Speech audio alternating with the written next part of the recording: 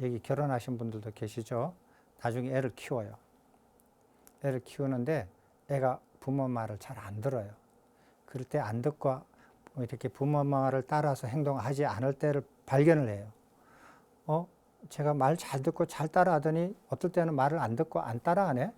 그럼 그걸 볼 때마다 얘기를 해요. 얘야, 이렇게 하면 안 되고 저렇게 해야 된다. 가르쳐 줘요. 그죠? 그러면은 애가 그걸 들어요. 그렇게 자라요, 애가. 고3이 됐어요. 그래서 이제 엄마가 지쳤어요. 아빠도 지쳐서. 야, 공부해. 지금 게임하면 어떡해? 지금 인터넷이나 보고 그렇게 놀면 어떻게 해? 공부를 해야지. 너 공부 열심히 해서 너가 원하는 과, 너가 원하는 대학에 가지 못하면 너 인생 쫑쳐. 너 이렇게 너 굶는 거는 괜찮지만 너 자식까지도 굶길 거야? 이러면서 애한테 막 야단을 쳐요. 그러면은 애가 알아요. 그게 사실이라는 것. 그리고 그게 옳다라는 것도 알아요. 그리고 이익을 줄 수 있다라는 것도 알아요. 그 말대로 하면 자기한테 이익이 된다라는 거 알아요. 그죠? 아는데 시도 때도 없이 그 말을 들으니까 스트레스를 받는 거예요.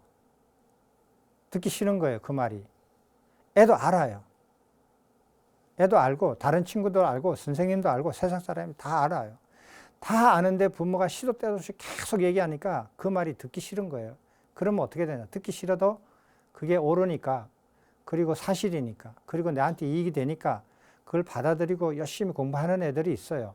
근데 어떤 애들은 그걸 듣기 싫으니까 그게 스트레스가 쌓여가지고 어떻게 되느냐?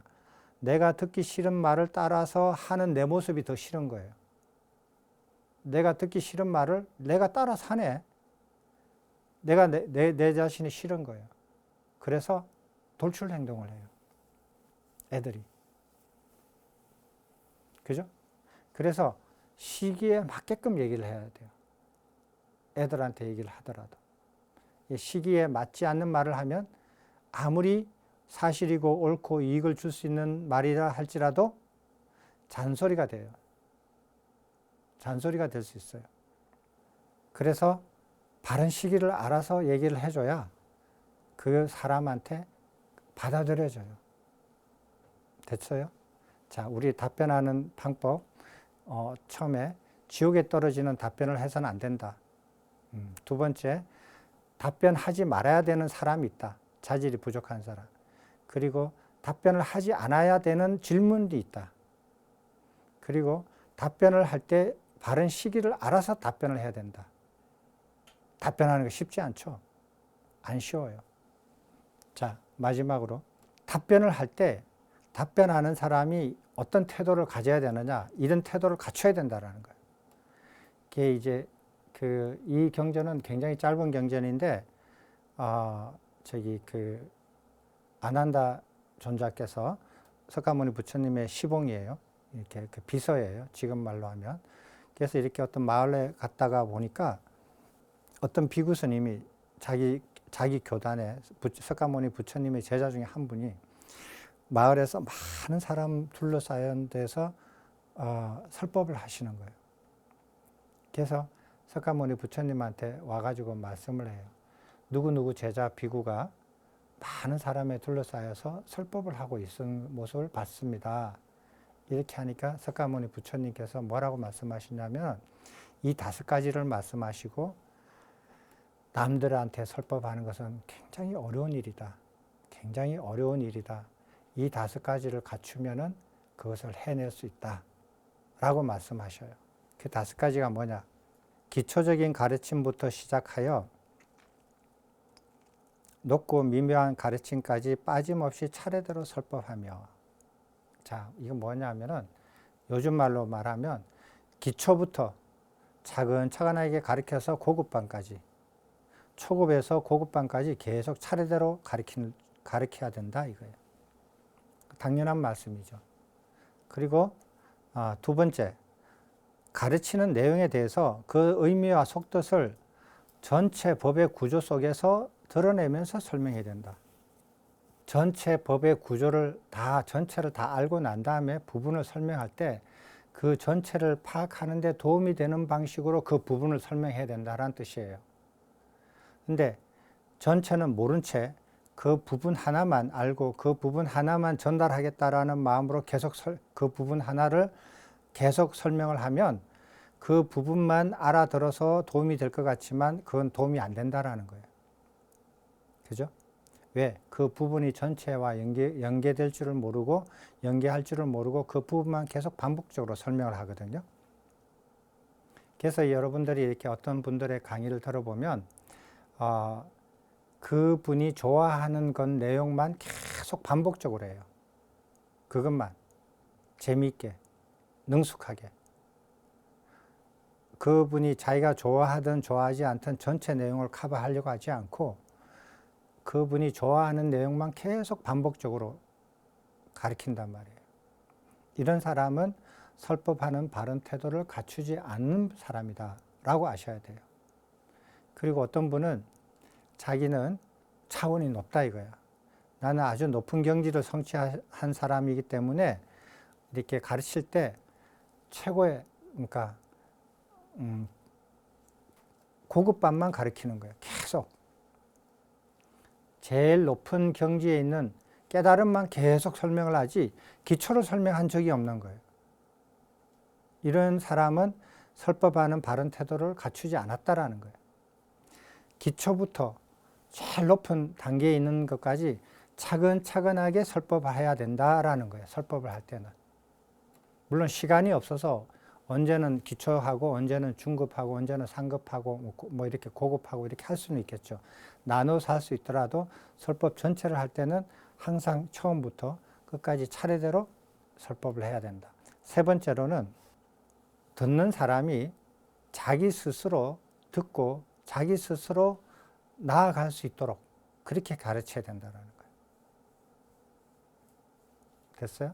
자, 어떤 사람한테 가르쳤어요. 가르쳤는데 이렇게 잘 가르쳤어요. 그래서 이 학생은 내한테 어느 정도 배웠어요. 그랬더니 이제 안 배운 수학 문제를 자기가 딱 모르는 수학 문제가 나왔을 때, 배우지 않은 분야에 나왔을 때 내한테 배웠던 그 경험으로 모르는 문제를 스스로 풀어가는 거예요.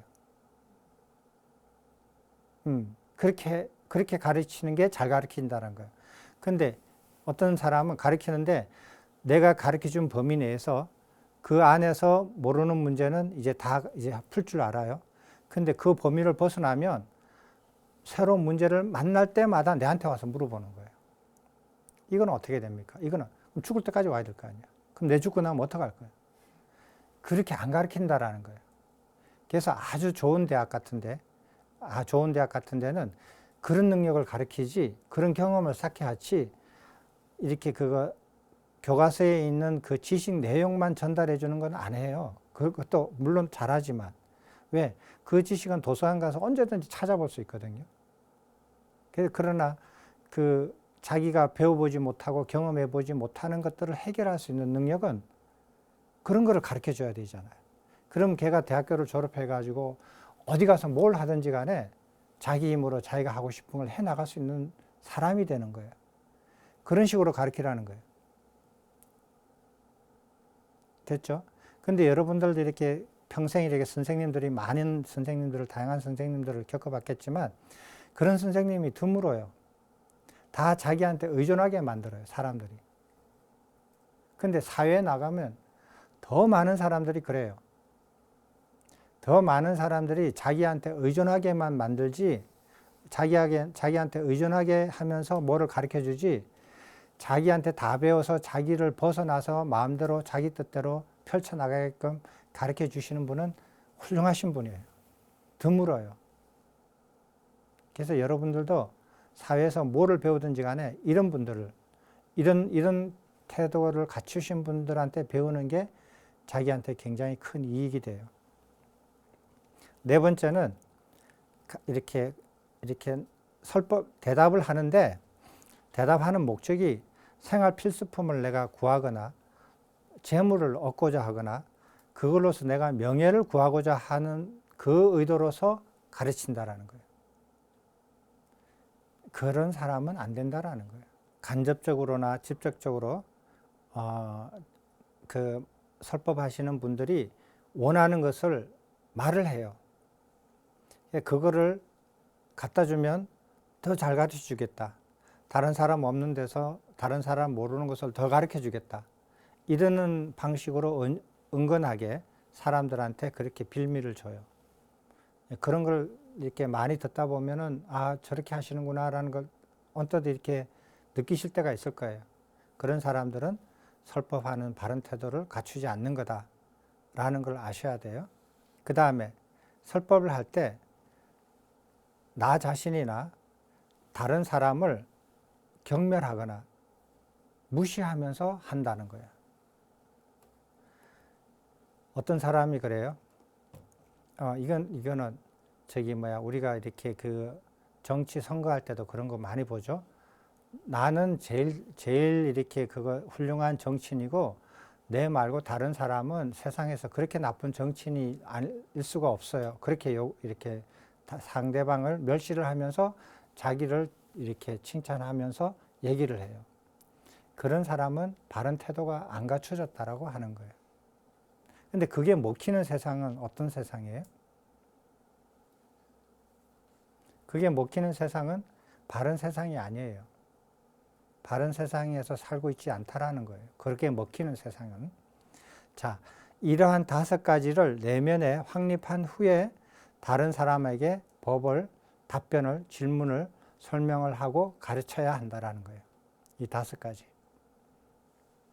자, 이 5가지를 가르치지 않으면 어떻게 되냐. 법을 순차적으로 설하지 않는다.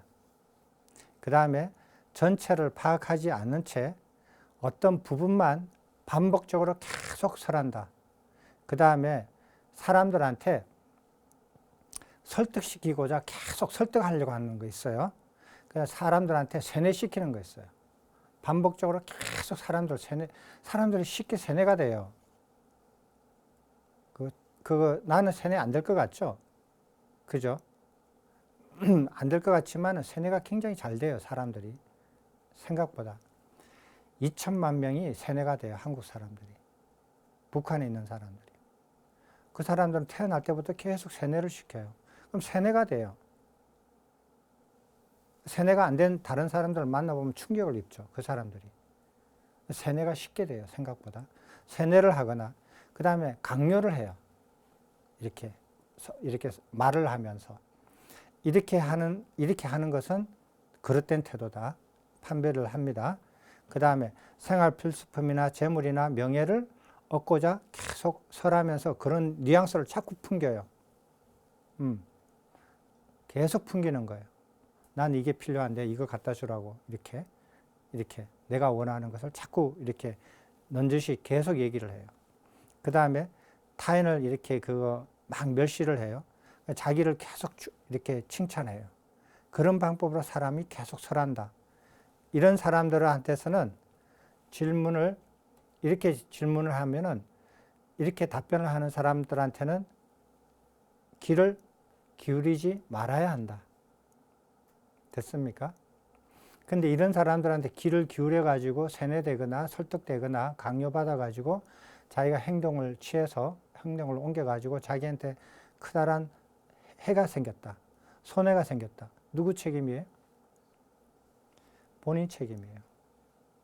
당사자의 책임이에요. 그래서 이런 판단 기준을 보고 이런 사람들한테는 귀를 기울이지 말아야 한다라고 말씀하신 게 석가모니 부처님의 가르침이에요. 네, 그래서 오늘은 답변을 어떻게 하는가, 이 답변을 하는 사람이 답변하는 것을 제대로 갖춰서 했는지 안 했는지를 이렇게 봐야 되는 거예요. 그 답변을 듣는 사람 입장에서는. 그래서 그 답변을 듣고 자기가 수용할 건지 말 건지, 수용을 해서 그걸 행동할 건지 안 할 건지, 그 모든 책임은 듣는 나한테 있기 때문에 내가 그것을 반드시 알아서 그 답변을 듣고 수용할 건지 말아야 할 건지를 결정해야 돼요. 그리고 거기에 대한 가르침은 오늘 이렇게 소개해 드렸습니다. 그 내용이 의심스러우신 분은 저기 인용해 있는 경전이 다 밝혀져 있으니까 집에 가서 확인해 보시면 되겠어요. 다음 시간에는 그러면 어떻게 듣느냐 하는 거예요. 듣는 사람은 어떻게 듣느냐. 그거에 대해서 논해 보도록 하겠습니다. 오늘 이것으로 마치겠습니다.